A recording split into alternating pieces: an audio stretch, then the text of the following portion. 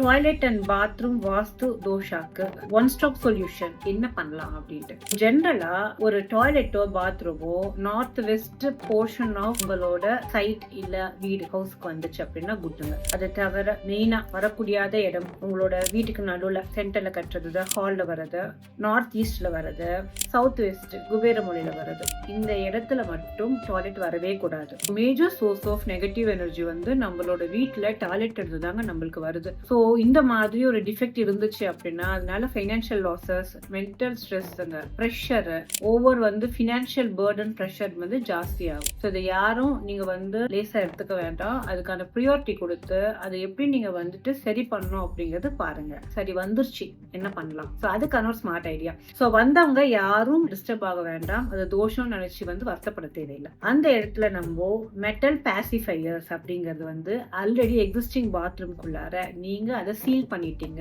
வச்சு புதைச்சு மூடிட்டீங்க அப்படின்னா complete negative எனர்ஜியை அந்த பர்டிகுலர் மெட்டல் உங்களுக்கு டோட்டலா அடைச்சிடும், க்ளோஸ் பண்ணிடும் உங்களுக்கு. தேங்க்யூ.